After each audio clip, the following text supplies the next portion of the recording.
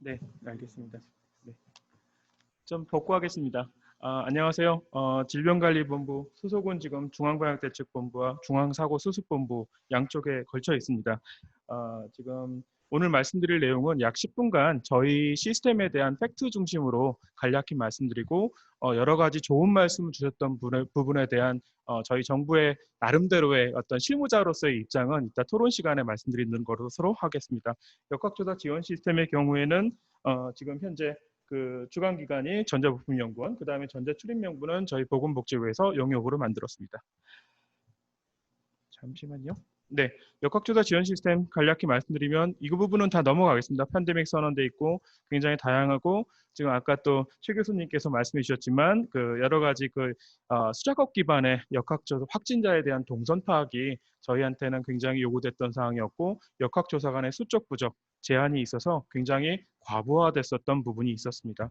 그리고 이제 결국에는 굉장히 많은 확진자가 나왔고 12,000명에 대한 모든 내용에 대해서 동선을 허위 진술한다라는 개념은 아니지만 정확한 저희가 툴을 가지고 있음으로 해서 아까 최 교수님께서 말씀하셨듯이 확진자들이 확진에 대한 결과를 통보받고 바로 역학조사관에 전화를 받았을 때 실제로 굉장히 그 14일간의 기록을 자신의 머릿속에서 끄집어내는 것은 굉장히 어려운 일일 겁니다. 그것을 도와주는 역할로서 이해하시면 되고요. 결국에는 간혹 가다가 이런 분들이 생기셔서 굉장히 언론에 회자됐던 부분들도 있습니다. 그래서 역학조사 및 방역체계 구멍 발생 뭐 이렇게 표현이 됐지만 실제로 골든타임을 좀 지나서 N차 감염자가 양상되는 그런 부분들까지 있을 수 있었습니다. 고도화 개발의 추진 배경은 뭐 여러 교수님들께서 말씀하셨지만 스마트 시티를 국토교통부에서 만들었었고요. 그것을 좀 시간이 짧더라도 그 배경은 좀 말씀드려야 되겠는데 스마트 시티에 대한 실증서, POC 사업을 대구하고 시흥시에서 올해 2월 달에 진행을 하려고 했는데 마침 코로나19가 대구에서 폭발적으로 확진자가 증가하면서 실증이 불가능해졌고 그것에 대해서 POC를 하는 과정에서 국토교통부와 전자부품연구원의 아이디어에서 역학조사 지원 시스템이 탄생하게 되었습니다. 그 외에 여러 가지 고도화 개발 현재 진행 중임을 말씀드리고요. 결국에는 저희가 지금 좀 더 이따 말씀드리겠지만 수작업 기반의 역학조사가 결국에는 제가 역학조사의 즉각 대응팀으로서 모 지역에 갔던 적이 있습니다. 아까 말씀하셨던 최 교수님께서 5, 6일 걸리는 거 실질적으로 동선 파악하는 게 굉장히 어려웠었던 부분도 사실이고요. 실제로 법에 있는 내용이지만 저희가 역학조사관들이 현장에서 그것을 확인하는데 굉장히 많은 시간이 걸렸습니다. 그래서 실제로 그 정보를 받더라도 위경도와 그 다음에 시간만 기록되어 있는 14일, 최대 14일의 시트, 엑셀 시트를 별도로 구글 맵을 가지고 찍어가면서 역학조사관들이 직접 하던 어떤 수작업들의 내용들이 데이터 기반의 분석 기능을 통해서 실제로 그 해당되는 데이터를 받고 나서는 10분 내로 다 모든 내용들이 전산 시스템에서 자동으로 지금 보시다시피 옆에 그 동선으로서 표시가 되고 그 확진자에 대한 네트워크 이런 부분들이 가능하게 된 부분이 있습니다. 그래서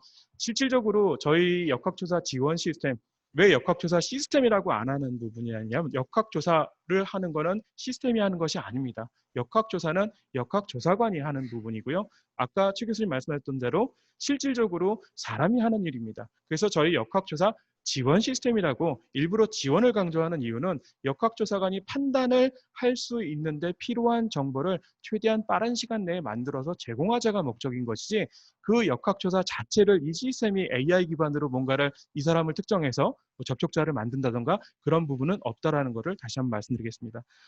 법적 근거는 워낙 많이 말씀을 해주셨으니까 이제 좀 생략하겠습니다만 지금 저희가 18조의 역학조사나 18조의 자료 제출 요구, 그 다음에 76조 2에 해당되는 내용에 따라서 저희 시스템은 기존의 수작업으로 어떤 공문과 이메일을 통해서 주고받던 내용들, 모르길 걸리던 내용들이 실제로 시스템 내에서 그거를 절차를 줄였다라는 데 초점을 맞추고 있는 거라고 이해해 주시면 되겠습니다. 이 부분은 뭐 지금 좀 전에 말씀드렸으니까 넘어가겠습니다. 결국엔 데이터 기반의 역학조사 시스템 구성도인데요. 뭐 아시다시피 이동통신사, 카드사, 그 다음에 여러 가지 내용들이 스마트 시티의 데이터 플랫폼을 기반으로 만들어진 역학조사 지원 시스템을 통해서 각 역학조사관들한테 지금 제공되고 있는 상황입니다. 굉장히 많은 사용 빈도를 지금 현재 보이고 있고 점점 더 많은 정보들이 역학조사 지원 시스템 내에 쌓일 것으로 생각이 됩니다. 결국에는 이제 추가 데이터에 대한 활용을 해서 확진자에 대한 분석을 하고 확진자의 동선을 파악하는 부분이 가장 큰 것이라고 생각하시면 됩니다. 지금 저는 오늘 여러 교수님들께서 말씀해 주셨던 동선에 대한 공개에 대해서는 제가 말씀드릴 수 있는 사항은 없다라고 생각됩니다. 그래서 그 부분은 질병관리본부와 지자체, 뭐 지금까지 논의됐었던 많은 어떤 어려움들을 결국에는 지금 뭐 한 6개월 정도의 시간이 지났지만 그렇게 지금 진행되고 있는 것 같고요. 저희 역학조사 지원 시스템에선 공개 기능은 전혀 없습니다. 실제로 넘어가면 확보되는 데이터는 법에 명시된 내용 그대로입니다.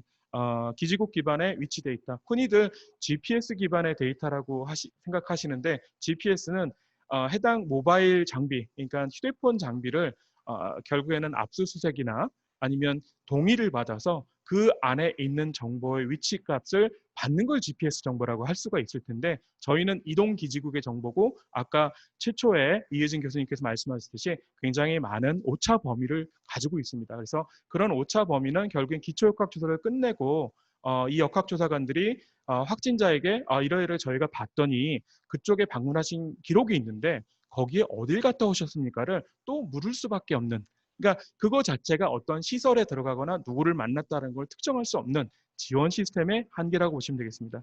그리고 이제 저희 그 보건복지부에서 총리님께서 이 ICT 기반의 여러 가지 좀 세컨웨이브를 준비하는 부분에서 좀 만들어봐야 되는 것이 아닌가라고 시작된 그 저희 전자출입 명부가 있습니다. 이 부분은 뭐 싱가포르에서 먼저 시작됐었고 저희가 이제 그 QR 코드를 개인이 발급하는 형태로 나갔는데 그 부분 잠깐 배경을 말씀드리면 QR 코드가 실질적으로 시설에 붙어 있는 형태도 있을 수 있습니다. 근데 이제 특성상 저희가 이 QR 코드의 의무 시설이 6월 지금 22일 현재 12개 시설이 지금 대상이 되는데요. 조금 이따 말씀드리겠지만 고위험 시설에 해당되는 거고 실질적으로 동선을 확진자들이 밝히기 싫어하는 그런 시설들이 다수 포함되어 있습니다. 그래서 그런 그 QR 코드의 도용이나 그 다음에 어떤 뭐 여러 가지 내용들의 어떤 그 제한적인 부분이 있어서 본인이 직접 자기의 개인정보와 연결된 암호화된 QR을 발급하고 그것을 찍게 되는 데이터로 가게 되어 있습니다.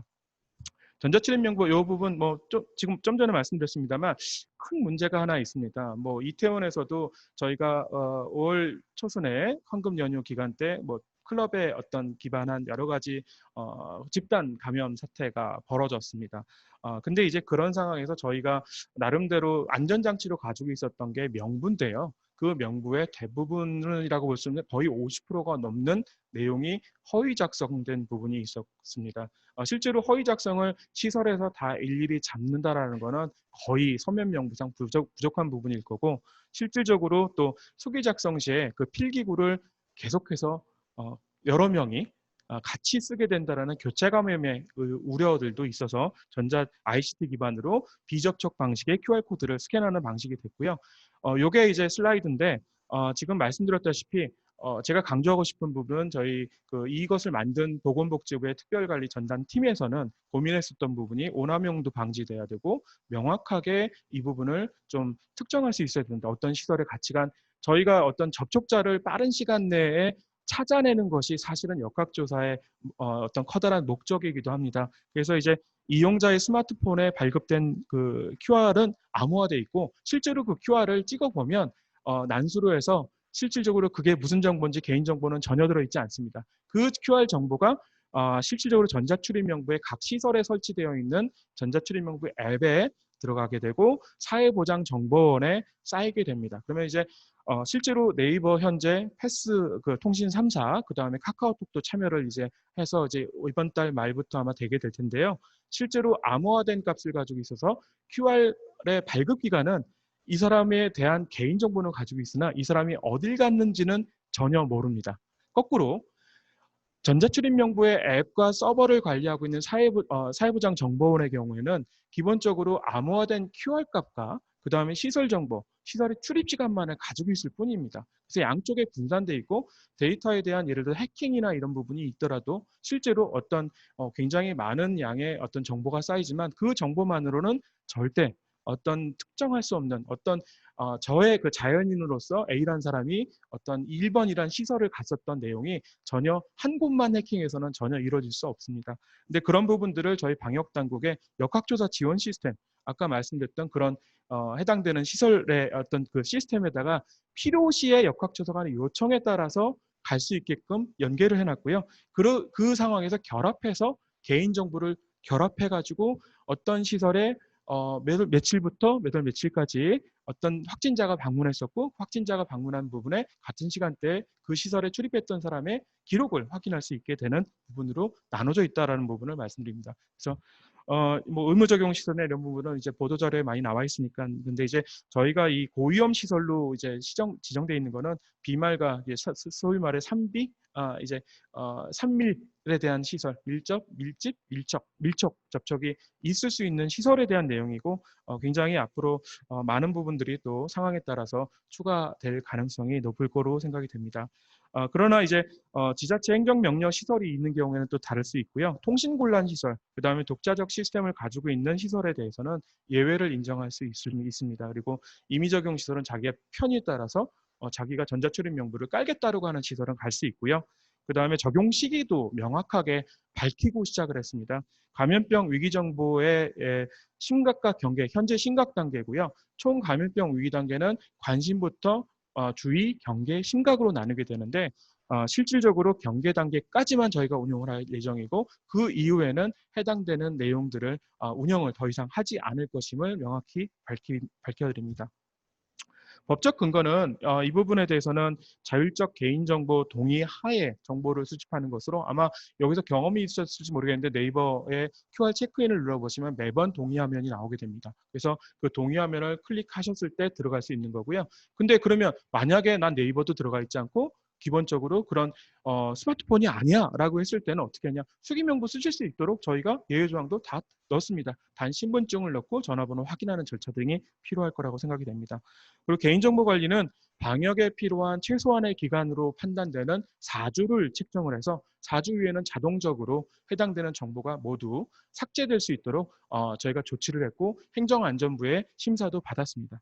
그리고 실제로 암호화한 부분, 분산 보관하는 부분이 있어서 이제 좀 안정하다는 부분, 그다음 기술적 사항으로선 QR코드를 단 15초만 노출시키고 다시 그 QR코드를 재발급받을 수 있게 해서 그 QR코드 자체의 오너명도 방지하는, 그리고 또 네이버의 이제 시범사업 때 초기에는 네이버만 됐었는데 현재 6월 24일 날 패스, 통신 3사도 해당돼서 지금 현재 지금 QR를 발급할 수 있고 카카오톡도 조만간 카카오톡을 통한 QR 앱이 발급될 예정입니다. 실제로 이제 시범 사업을 했을 때 시범 사업 대상 기간은 약 16개 기간, 서울과 대전의 16개 기간을 대상으로 했었는데 시범 사업 기간 중에 287개소가 자발적으로 참여를 좀 했고요. 그런 부분에서 출입 기록이 현재 그때 그 시범 사업 결과 3,170명인데 현재 6월 23일 현재는 약 6만여 곳 이상의 시설이 설치가 되어 있고 200만 이상의 스캔이 기록되어 있습니다. 필요시에는 언제든지 끄집어서 이제 정보를 연계해서 지금 볼 수가 있고요. 결과를 봤더니 실질적으로 유흥시설은 이용자가 항의하는, 이제 술을 좀 드시고 오시는 케이스가 많기 때문에 이용자 난 이런 거 모르겠는데 왜 귀찮게 날 이렇게 해, 이러시는 부분이 많았고 거부 사례가 많았고, 근데 젊은 세대는 굉장히 이 기술에 대한 어떤 거부도가 많이 적어서 여러 가지 부분에서 큰 문제가 없이 원활히 작동됨을 확인할 수 있었고, 근데 고령층에는 좀 문제가 됨을 좀 확인할 수 있었습니다. 그리고 이제 대부분 고령층은 수기로 명부를 작성하는 상황이었습니다. 시범사 결과 뭐 여러 가지 저희 정부가 사실은 이 전자출입 명부가 굉장히 좀 주요하게 유효한 이제 앞으로 좀 대응 시스템이 되지 않을까 기대하고 있고요. 실제로 다양한 시설, 꼭 어떤 고위험 시설을 떠나서 사실 오늘도 뭐 이런 이 모이는 곳에 누가 이제 명부 뒤에 다 기록을 하셨는데요. 이런 부분들에 대해서도 이게 게더링 할 수 있으면 혹시라도 여기서 확진자가 발생됐을 때 그 확진자에게 드릴 수 있는 정보가 사실은 있을 수 있는 가능성이 굉장히 높아지는데 굉장히 빨리 찾을 수 있거든요. 왜 빨리 찾아지는지는 이 슬라이드로 설명드리겠습니다. 역학조사 지원 시스템이 중심이 됩니다. 그래서 전자출입 명부를 관리하고 있는 두 군데의 기관이 있습니다. 왼쪽에 보시는 한국사회보장정보원에서는 아까 말씀드렸던 대로 암호화된 접촉자 QR과 시설 정보, 그 다음에 시설 출입 시간이 기록이 되어 있고 QR 발급 정보를 가지고 있는 네이버나 패스 3사, 그 다음에 카카오톡에는 QR 발급 정보만을 가지고 있습니다. 개인정보와. 그래서 이제 역학조사 지원 시스템에서 사용자는 역학조사관으로 한정되어 있습니다. 현재. 그래서 역학조사관이 지금 기초역학조사를 수행하고 미확인되었던 어떤 확진자 추가 방문 시설이 필요하다라고 판단됐을 때 확진자의 방문 시설이나 아니면 확진자의 전화번호를 통해서 양적으로 판단해가지고 QR에 대한 내용을 지금 확인하고 저희가 개인정보를 바로 받아올 수 있습니다. 그러면 이거 가지고 어떻게 쓰냐? 굉장히 빠른 시간 내에 지금 이거는 10분이 아니라 거의 한 5분 내로도 뭐 1분 내로 지금 받을 수도 있는 상황일 것 같습니다. 서버 간 연계가 지금 되어 있는 거고 지금 패스나 카카오톡은 이제 아직 지금 개발 중이라 서버 간 연계는 되고 있지 않습니다. 근데 일단 서버 간 연계가 돼서 실질적으로 자동화되어 있는 부분이 네이버엔 지금 되어 있는데 만약에 받게 되면 이 이후의 방역 조치는 접촉자에 대한 검사 공고에 대한 문자를 송부하고 실질적으로 위험한 곳에 같이 있었을 가능성이 높다라고 판단이 돼서 이 부분에 대해서 검사를 권고하고 그 검사를 문자를 받으신 분들은 그거를 가지고서 선별진료소로 가셔서 좀 여러 가지 검사를 받고 이 이후의 방역 조치에 대한 내용들을 할 텐데 결국에 이 모든 내용들은 역학조사 지원 시스템 내에 역학조사관의 판단에 따라서 진행되는 부분임을 명확히 해드립니다. 네, 여기까지가 제가 간단하게 팩트 중심으로 설명드린 내용이 있습니다. 감사합니다.